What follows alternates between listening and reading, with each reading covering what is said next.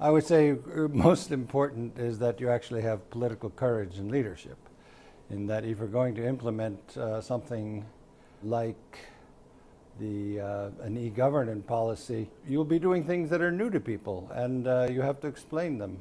You also have to have the political courage in the beginning to undertake them, which is a big thing. Then you have to go and explain to people what you're doing and why it's good. And then the third key factor, I would say, is that you implement policies that people like.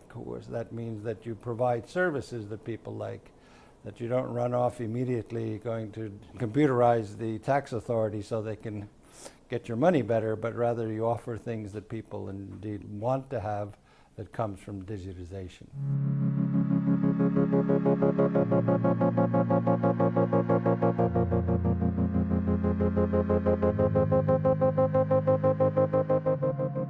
Well, it was clear to us, in order to do something, education is the key.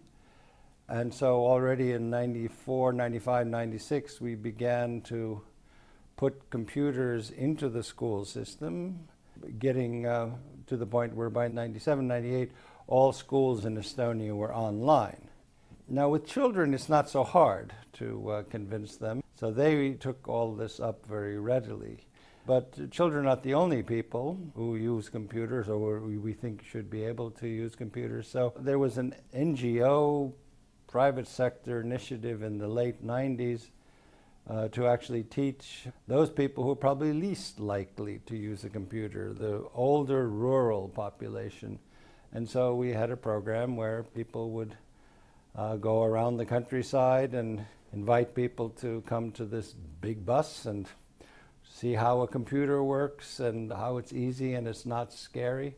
There are different messages for different groups. Different people have different interests, and in order, if you want to bring society along with this, you have to sort of think hard on how you get one group or get another group. To be honest, we started with the kids because we know that they're the ones who are most likely to take it all up. And once the children were playing with computers, as it were, then the rest of society generally tends to come along. These days, we actually teach computer programming from first or second grade, depending on the school. But you do need to get to the point where it's more than just a computer game. So you have to think carefully about how you do education.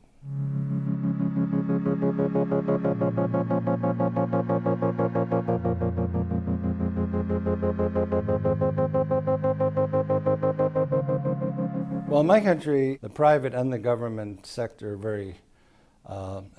cooperate very well.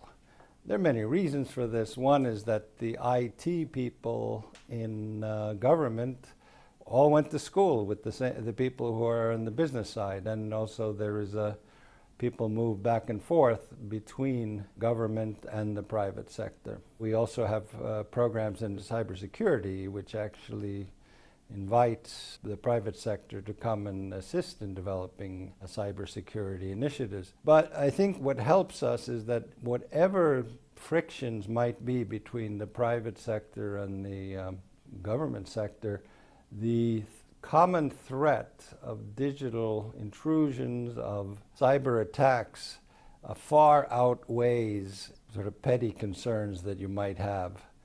But rather, we have a fairly good partnership between the IT companies who realize that they need the government to guarantee, sort of keep them out of trouble with cyber attacks. And the government, of course, realizes that the economy is vulnerable if an outsider comes in and does something to our private sector.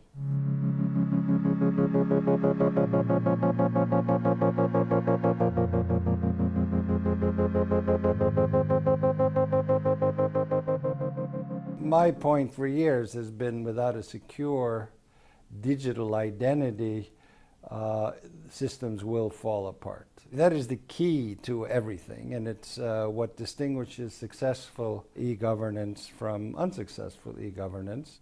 Now, to get a secure identity, and it also must be universal, because unless the identity is universal, You will not have the services developed that allows a country to move into the digital era.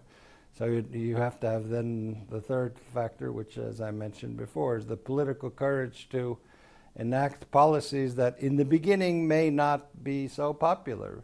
If you tell the country that, okay, now everyone's going to have our digital ID, which will then allow us to perform secure operations digitally, not everyone will come along with it.